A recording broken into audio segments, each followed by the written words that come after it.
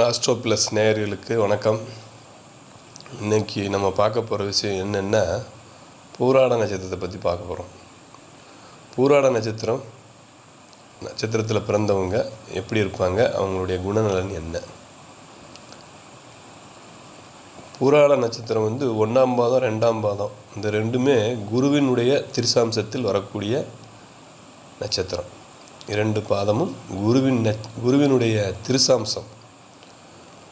ஏற்கனவே தனுசு ராசிக்கு இந்த பூராட நட்சத்திரம் தனுசு ராசியில் தான் இருக்குது. இந்த தனுசு ராசிக்கு அதிபதி யாருன்னு பார்த்தீங்கன்னா குரு. தனுசு ராசியில் ஆட்சி அடையக்கூடிய கிரகம் குரு. அதில் இந்த பூராட நட்சத்திரம் 1ஆம் பாதமும் 2ஆம் பாதமும் குருவினுடைய திருசாம்சத்திலே வருது. அப்படின்னா அவங்க எப்படி இருப்பாங்க? 1க்கும் லக்னத்திற்கும் 4க்கும் உடையவனான குருவின் திருசாம்சம் பூராட நட்சத்திரம் 1ஆம் பாதம் 2ஆம் பாதத்துக்கு அவர்களுடைய அமைப்பு எப்படி இருக்கும்ங்கிற மாதிரி அந்த விஷயத்தை பற்றி நம்ம பார்ப்போம்.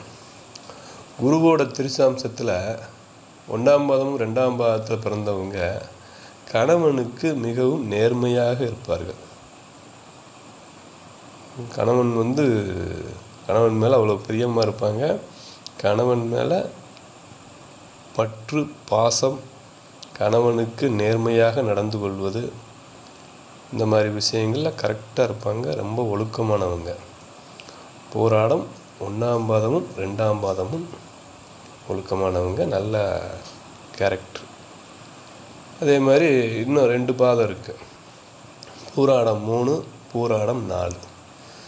இந்த பூராடம் 3, பூராடம் 4 அப்படிங்கிறது புதனினுடைய திருசாம்சத்தில் வரக்கூடிய பாதங்கள். இந்த தனுசு லக்னத்தில் பூராடம் 3, 4 புதனுடைய திருசாம்சம். புதன் 7க்கும் 10க்கும் உடையவர். அந்த புதன் 7ஆம் இடம் 10ஆம் இடம் வர்றப்பே அவர் பாவாதிபதியினுடைய திருசாம்சத்தில் இந்த பூராடம் 3, 4 2 பேரும் வர்றாங்க. இந்த புதனுடைய திருசாம்சத்தில் பிறந்தவர்களுக்கு 7, 10 ஆதிபத்தியம் கொண்ட புதனினுடைய திருசாம்சம், அவர் பாவாதிபதி. பூராடம் 3, 4 அற வழிகளில் ஈடுபடுவதற்கு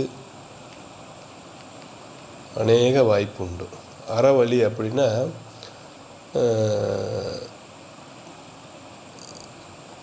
ஆன்மீக சம்பந்தமான விஷயங்களில் மிக தீவிரமாக பற்று, தர்ம நெறிகளில் தீவிரமான பற்று, அடுத்தவர்களுடைய பணத்திற்கோ பொருளுக்கோ என்றைக்குமே ஆசைப்படாத ஒரு அமைப்பு. இதெல்லாம் பூராடம் 3, 4ஆம் பாதத்திற்கு. இன்னொரு விஷயம் என்னென்னா,